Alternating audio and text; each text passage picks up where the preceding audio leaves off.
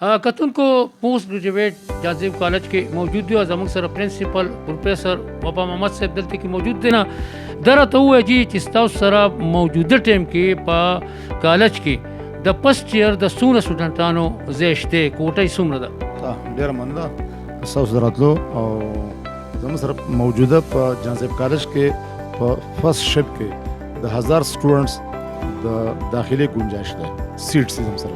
او سیکنډ شپ چې کوم دی پاکم 1000 سټوډنټس زم سره سیټس. دا راته ووایي چې په تیر شوي دغه کې 2020 کې څومره مطلب دی چې تاسو مارس کې خودي مطلب چې په دې باندې اډمیشن مو ورکول. ما خو چې اوریدي د 1000 نه اباو اوس موجوده کوم ریزلټ چې اعلان شوی دی هغه مطلب 700 کې دی، په 600 کې دی. داسې مطلب چې ډېرې کمې نمبر دي.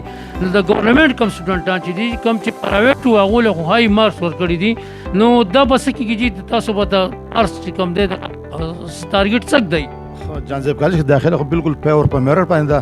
نو زم سره چونکې 1000 سیټس په اول شفټ کې دي او 1000 سیټ زم سره په سیکنډ شفټ کې دي.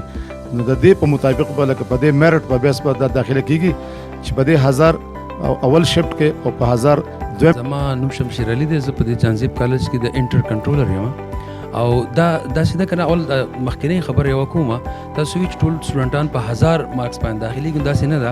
په دې کې په میډیکل کې ټیک ته چې میرټ هاي خو بیا په انجینیرینګ کې او په کمپیوټر ساينس کې او په آرټس کې میرټ بیا ښه پوره ښکته راشي او په 700-800 کې هم سټوډنټان داخلي دی شي. نو زموږ مسله داسې ده چې ټول ټارګېټ کم دی خو نه هغې کې داسې مسله ده نه، دا ډېر غټ تعداد دی، اوس هم تعداد دی. زموږ سره بعض انټرن کې بیا سیټس خالي پاتې شي، په انجینیرینګ کې په کمپیوټر ساينس کې او په آرټس کې سیټونه خالي پاتې شي. ټول خلک نن سبا مسله داسې ده چې هر سړی راځي او هغه داخله کول غواړي په میډیکل کې.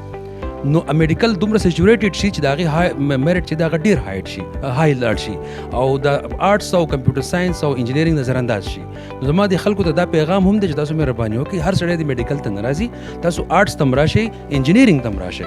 نو میرټ به ښه پوره ښکتی او تاسو ته پکې داخلي ملاوېدی شي. او دا بله خبره ده چې ټول موږ هسې هم نشو ځای کولی سټوډنټان. په جهانزیب کالج کې دا ښه پوره تعداد د 2000 سټوډنټان ځای کول ډېر زیات دي.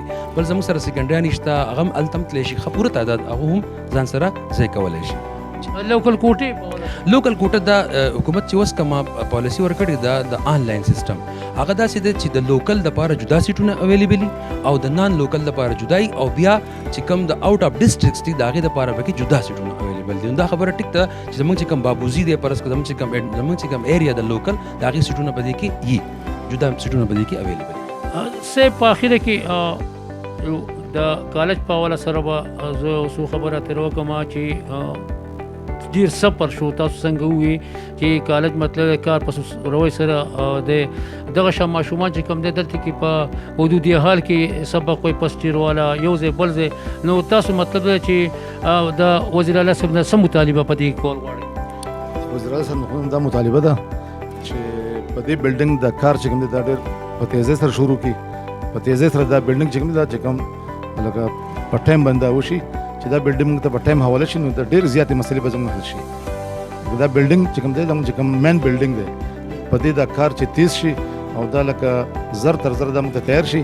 زموږ ډېرې مسلې چې کوم دي د دې علاقې مسلې، د سټوډنټس مسلې، د ټیچر مسلې او زموږ د سپیس مسلې. زموږ سره کلاس رومز نشته نو چونکې زموږ بلډینګ لا نشته، زموږ خواره واره یو ځای بل ځای یو کنه. څه کلاسونه په حدودي حال کې دي، څه کلاسونه په نیو کیمپس کې دي، څه په اکیډمیک بلاکس کې دي. سر دا راته ووایه چې د حدودي حال په حواله سره څه غواړئ ځکه چې کرونا ویکسین پای کې دغه کېږي داسې مطلب مختلف پروګرامز په دې کې ارینج کېږي او دا یو تعلیمي اهم ځای دی جی دې حواله سره څه غواړئ؟ ها حدودي حال چونکې دا د جهانزیب کالج یو مغز دی او دا د کو کریکولر اکټیویټیز لپاره د نصابي او غیر هم نصابي سرګرمي اکټیویټیز کوم دي ټول پای کې کېږي. خو چونکې د کرونا د تھریټس په وجه باندې د کرونا د وبا په وجه باندې د حدودي حال چې کوم دی د ویکسینیشن لپاره لکه مختص شوی دی. نو دا زموږ د کالج لپاره کالج کولاو شو. زموږ د کالج لپاره د دې ډېر زیات موږ ته زیات تکلیف دی. یو تکلیف دا دی موږ ته چې زموږ کو کریکولر اکټیویټیز چې کوم دي زموږ سره 18 BS ډپارټمنټس دي او د دې نه زموږ سره په فرست ایئر کې په سیکنډ کې سټوډنټس هم ډېر زیات دي، تقریبا 6000 سټوډنټس هم سره دي. نو زمونږ هغه اکټیویټیز چې کوم دي هغه بالکل ولاړې دي.